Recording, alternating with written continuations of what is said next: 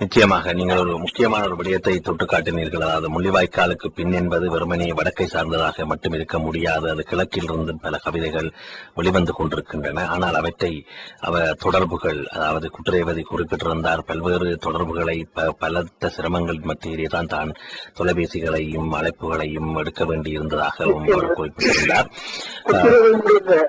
குற்றவாளியினுடைய முயற்சி பாராட்டத்தக்க வேண்டிய விடயம். ஆனால் குற்றவாளியினுடைய முள்ளிவாய்க்காலுக்கு பின்னந்த கவிதை நான் சிந்தித்திருந்தேன். ஏன் முள்ளிவாய்க்காலுக்கு பின்னந்தவர் ஒரு தலைப்பு வைத்திருக்கிறார். பெருமளவுக்கு இந்த கவிதைகள் முள்ளிவாய்க்காலுக்கு முன்பத்திய நினைவுகளாக எழுதப்பட்ட கவிதைகளாகத்தான் அதிகம் இருக்க வாய்ப்பிருக்கிறது. அல்லது முள்ளிவாய்க்காலோடு ஆன கவிதைகள். முள்ளிவாய்க்காலுக்கு பின் என்பது அவர் உண்மையிலே அது ஒரு ஏற்கனவே இடம்பெற்ற நான்கு கருணாகரனுடைய கவிதையாக இருக்க வேண்டும். இரண்டாம் காலம் என்கின்ற கவிதையை போல அது ஒரு முள்ளிவாய்க்காலுக்கு பின்னரான ஒரு காலத்தை அவசியப்படுத்துகின்ற ஒரு கவிதையாக இருக்க முடியும் என்று நான் தொகுப்பாக இருக்க முடியும் நினைக்கிறேன்.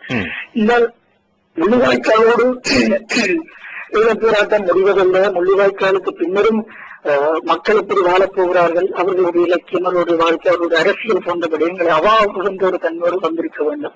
ஆனால் இந்த தொகுப்புக்கு அல்லது புத்தகத்துக்கு ஊடகங்கள், இதழ்கள் பெரிய அளவில் முக்கியத்துவம் அளிக்கவில்லை என்பது ஒரு கவலைக்குரிய விடயம் என்பதை நான் சுட்டிக்காட்ட விரும்புகிறேன். யாழ்ப்பாணத்திலே நான் நினைக்கிறேன், யாழ்ப்பாணத்திலே ஓரளவு அந்த புத்தகத்தை பற்றி தெரிவதற்கான காரணம் யாழ்ப்பாணத்திலே உள்ள பத்திரிகை ஒன்று புத்திரேவனுடைய அந்த முன்னுரையை, அது குளோபல் தமிழ் செய்திகளும் கூட வெளியாகி இருந்தது. அந்த முன்னுரையை, அந்த புத்தகத்தை பற்றி அறிமுகத்தை அவர்கள் போட்டிருந்தார்கள். அதன் மூலம் அது நிச்சயமாக ஒரு தாக்கத்தை செலுத்தக்கூடிய ஒரு விடயமாக இருந்தது. அதே நேரம் ஒரு தமிழகத்தினுடைய ஒரு கவிஞராக இருந்து கொண்டு ஈழத்தமிழர்கள் பற்றிய அக்கறையை வாசித்த ஈழத்து தமிழ் இலக்கியம், கவிதைகள் தொடர்பான ஆதரவு அக்கறையை கொண்டிருக்கின்ற ஒரு கவிஞர் என்ற அடிப்படையில் புத்தகங்களை எடுக்கின்ற மிக முக்கியமான ஒரு முயற்சியாக இருக்கிறது. ஏனென்றால் அவர் முத்தக கவிஞர்களில் இணைத்திருக்கின்றார். ஏற்கனவே நான் இதே ஆதிப்பதித்தகத்தால் முள்ளிவாய்க்கால் முதலாவது ஆண்டு காலத்தில் ஒரு கவிதை தொகுப்பு வெளியிட முன்வந்த பொழுது எனக்கு தெரிந்த நான் நேரே கண்டு சொல்லிய இந்திய கவிஞர்கள் கூட அந்த கவிதைகளை எழுதாமல் எல்லாம் விட்டிருந்தார்கள். அதனால் அந்த தொகுப்புக்கு மிக பிந்தி போனது. பின்னர் கடைசியில் ஒரு 8 கவிஞர்களுடைய முள்ளிவாய்க்கால் திட்டத்தில் இருந்து மீண்டு வந்த 2 கவிஞர்கள், வடக்கு சேர்ந்த கிழக்கு சேர்ந்த கவிஞருடைய கவிதையோடு அந்த புத்தகம் ஒரு 8 கவிஞர்களோடு ஒரு புத்தகமாக தான் வர இருக்கிறது வரும் மாதத்திலே. ஆனால் குற்றவாளியா இந்த தொகுப்பு செய்யப்படுவது என்பது என்னை பொறுத்தவரை அது யார் யார் உள்ளே இருக்கின்றார்கள், வெளியே இருக்கின்றார்கள் என்ற அப்பொழுது ஒரு முக்கியமான அடையாளப்படுத்தல். இது ஒரு அடுத்த முள்ளிவாய்க்காலுக்கு பின் என்பது அடுத்த இன்னொரு தொகுப்புக்கான ஒரு காலத்துக்கான அவசியத்தை ஏற்படுத்துகின்ற ஒரு முக்கியமான தொகுப்பு என்று நான் நினைக்கிறேன். அடிப்படையிலே நான் ஈழத்திலிருந்து அவருக்கு என்னுடைய நன்றியை நான் தெரிவித்துக் கொள்கிறேன். நிச்சயமாக. அதே நேரத்தில் தீபச்செல்வன், அதாவது இந்த முள்ளிவாய்க்கால் பின்னான கவிதை தொகுதியில் அல்லது பொதுவாக இந்த யுத்த சூழ்நிலையில் பின்னராக உருவாகிய கவிதைகளில் நீங்கள் எழுதிய கவிதைகளில் உங்களுக்கு பிடித்தமான அல்லது உங்கள் உணர்வுகளை சரியாக பாதித்த கவிதை ஒன்றையும் நீங்கள் சரியாக நேசித்து வாசித்த பிறிதொரு கவிஞருடைய கவிதை ஒன்றையும் சொல்ல முடியுமா? நிச்சயமாக.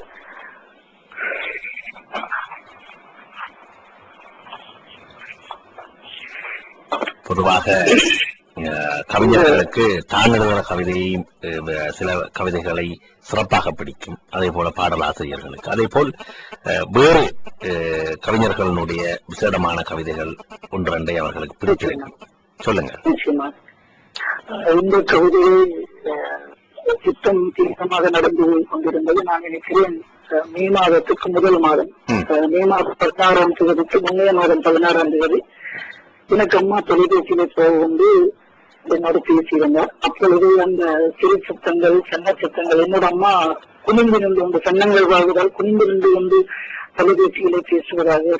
நான் அப்பொழுது சாப்பிட்டுக் கொண்டிருந்தேன். அம்மா சாப்பிட உணவுகளை கைவிட்டிருந்தேன். அம்மா பேசிய பொழுது நான் அதிலிருந்து சாப்பிடுவதை பற்றியே யோசிக்க முடியாது, எதை பற்றியுமே யோசிக்க முடியாத சூழலில் இருந்த பொழுது இந்த கவிதை எழுதப்பட்டது. கடல் நுழைகிற மனத்ததுங்குகுழி என்பது இந்த கவிதையினுடைய தலைப்பு.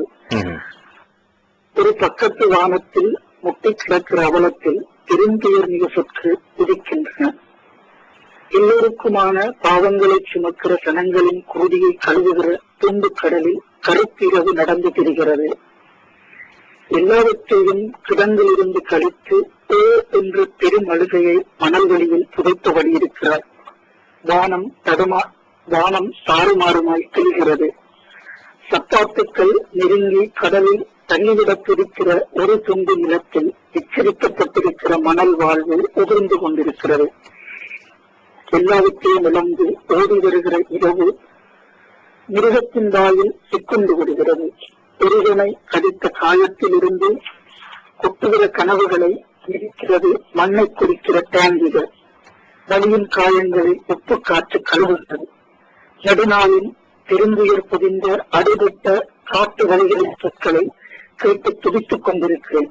உன்னை சூழ்ந்திருக்கிற கற்களின் கோரமான வாய்களில் எதற்கும் நீளால் ஒலிக்கிற பசிக்கான பாடல்களில் கரைந்து கொண்டிருக்கிறது உனக்காய் என்னிடம் இருக்கிற பதுங்குகுழி. பெரும் மௌனத்தை கடல் குழப்பி பார்த்துக் கொண்டிருக்கிறது. துண்டு கடற்கரையை அளந்தபடி இருக்கிறது எச்சரிக்கை. காற்றில் புகுந்து யாரும் அறியாதபடி மிக அமைதியாக வந்து வடிக்கிறது முதலாவது அரிகனை. பின்னிரவை தொடர காத்திருக்கிற மற்ற அரிகனைகளில் அதிர்கிறது கடல். அசைவத்திருக்கிற கரையிலிருந்து குருதியின் பாரம் வெறுமையை அரித்துக் கொண்டிருக்கிறது. என்னிடம் இருக்கிற பெருஞ்சொற்களில் சிலவை நான் கேட்டு முடித்த பொழுது நாம் சேருவதற்கான கனவு. அவருடைய தொலைபேசி அழைப்பு துண்டிக்கப்பட்டு விட்டது. நேர்களை மீண்டும் அவரை அழைப்பில் எடுக்கலாம் என்று நினைக்கின்றேன். தீவச்செல்வன், நீங்கள் வாசித்துக் கொண்டிருந்த பொழுது தொலைபேசி துண்டிக்கப்பட்டு விட்டது. சரி, அந்த கவிதை, நீங்கள் எழுதிய கவிதை ஒன்றை, உங்களுக்கு பிடித்தமான கவிதை ஒன்றை கூறியிருந்தீர்கள். உங்களுக்கு பிடித்த மற்ற கவிஞருடைய கவிதை ஒன்றை கூற முடியுமா? நீங்கள் பேசினதை போல நான் நினைக்கிறேன் நீங்கள் அறிந்திருக்கக்கூடும் பொன்காந்தன் என்ற ஒரு கவிஞர். அவரும் முள்ளிவாய்க்காலிலே இருந்து எழுதினார். மாதம் 16ஆம் தேதி முன்பிருந்தவர். தடுப்பு முகாமிலும் இருந்தவர். பின்னர் அவர் சில கவிதைகள் எழுதியிருந்த பொழுதும் தொடர்ந்து எழுதுவதற்கான சூழலை அவர் கொண்டிருக்கவில்லை என்று நான் தொடர்ந்து அவரை வற்புறுத்துகிறேன். உங்களுடைய எழுத வேண்டிய கவிதைகள் எழுதுங்கள் என்று. முகாமிலும் அதற்கு பின்னும் அவர் சில கவிதைகள் எழுதியிருந்தார். அவர்கள் சில பத்திரிகை இதழ்களிலே வெளிவர இருக்கின்றன. அவர் எழுதிய கவிதை ஒன்றிலே முக்கியமாக என்னை பார்த்த ஒரு கவிதை ஒன்றை இங்கே குறிப்பிட விரும்புகிறேன். நம்பிக்கை கடன் என்பது அந்த கவிதையினுடைய தலைப்பு. வீட்டில் வளர்த்த நாய்க்குட்டி ஆடு செத்ததற்காய் விண்ணி அழுதிருக்கிறேன். மாட்டினை கையாலும் பூனையின் மேனியினை காலாலும் வருடி விட்டிருக்கிறேன் சிறு வயதில். இப்போது நான் ஒரு குழந்தைக்கு தந்தை. இப்போது நாய்க்குட்டிக்காக ஆட்டுக்காக அழுவதில்லை. ஆனால் நிச்சயமாக அதற்காக அழுது கல்லறை கட்டி கொண்டிருக்கிறேன். என் காலடியில் என் ஒவ்வொரு வயதிலும் என் மனிதர்களின் மரணங்கள் மலிந்து விட்டிருந்ததால் இன்று காலையில் அரசின் விமானங்கள் எங்கள் கிராமத்தின் மேல் சுற்றின. சிலர் பதுங்கு குளித்து போனார்கள். பலர் வெளியில் நின்று வானை பார்த்தார்கள். சிலர் தெருவில் வளமை போல போய்கொண்டிருந்தார்கள். குண்டுகள் வீசப்பட்டன. கிராமத்தின் ஒரு திசையில் புகை மண்டலம். சிலர் காயப்பட்டு தெருவால் வேகமாக கொண்டு செல்லப்பட்டார்கள். எத்தனை பேர் செத்தார்கள் என்பதுதான் பலருக்கு நினைக்கிறோம். எத்தனை பேர் செத்தார்கள் பலருக்கு அந்த கணக்கு தான் தேவையாக இருந்தது. எனது மனிதர்களும் நானும் எவ்வளவு மாறிவிட்டோம். பெருமிதப்படுகிறேன். முடிவில் இந்த மரத்து போன எங்கள் மனசால் எனது உரிமைகளை மிக விரைவில் யாரிடமிருந்து பெற்றுக் கொள்ள முடியும்? அரசால் எங்கள் மனிதர்களின் மரணங்கள் மலிய மரத்து போன எங்கள் மனசால் நாம் நினைக்கிற எல்லாவற்றையும் சாதிக்க முடியும். சில வேளைகளில் அரசின் கொண்டு வீச்சு மாடுகளும் ஆடுகளும் நாய்களும் சிதறிச்சித்தன. சொல்லி சிரித்தார்கள் நம் மனிதர்கள். நானும் தான் முடியும், எல்லாம் முடியும். மரத்து போன இந்த மனசால் நமக்கான எல்லாவற்றையும் கொண்டு வர முடியும். எல்லாம் எங்கள் குழந்தைகளின் கண்ணில் படாதபடி. ரோசாப்பூ ஏன் சிவப்பாக இருக்கிறது என்ற என் குழந்தையின் வாழ்வின் முதல் கேள்வியில் என்னில் 1000 முட்கள் தைத்தன. எங்கள் குழந்தைகளின் கண்களை பலமுறை தொட்ட வேண்டியவர்களாயிருக்கிறோம். சில வேளை எங்கள் முகங்களையும் பார்க்காதபடி. ஆனால் எங்கள் முகங்கள் எங்களுக்கு மட்டுமே நியாயமாக இருக்கட்டும். இந்த முகத்தை வைத்துக் கொண்டு முடியும். இழந்த எல்லாவற்றையும் கொண்டு வர முடியும். எங்கள் குழந்தையின் கண்ணில் நாய்க்குட்டிக்காகவும் ஆட்டுக்காகவும் கண்ணீரையும் மாட்டின் மீதான பூனையின் மீதான வரதரையும் கொண்டு வர முடியும். இல்லையெனில் நாம் மரணித்து கிடக்கையில் தனது பிணம் எதிர்பார்க்கக்கூடிய தனது குழந்தையின் மாபெரும் அழுகை இல்லாதிருக்கும் சாபக்கேடு தனது சிதையில் வடித்திருக்கும். இது அவருடைய கவிதை. ஆம் தீவச்செல்வன், அதாவது உங்களுடைய பிடித்த கவிதை, நீங்கள் எழுதிய கவிதை என்று அந்த அந்த சூழல், அதாவது உங்களுடைய கவிதைகளில் இருக்கின்ற அந்த வலி என்ற விடயங்கள் பலவற்றை எல்லாம் கூறியிருந்தீர்கள். இணைந்திருந்து பலவிதமான முக்கியமான கருத்தாடலை நிகழ்த்தியமைக்காக உங்களுக்கு எங்களுடைய ஊடகங்கள் சார்பிலும் நேயர்கள் சார்பிலும் நன்றியை தெரிவித்துக் கொள்கிறோம். நன்றி.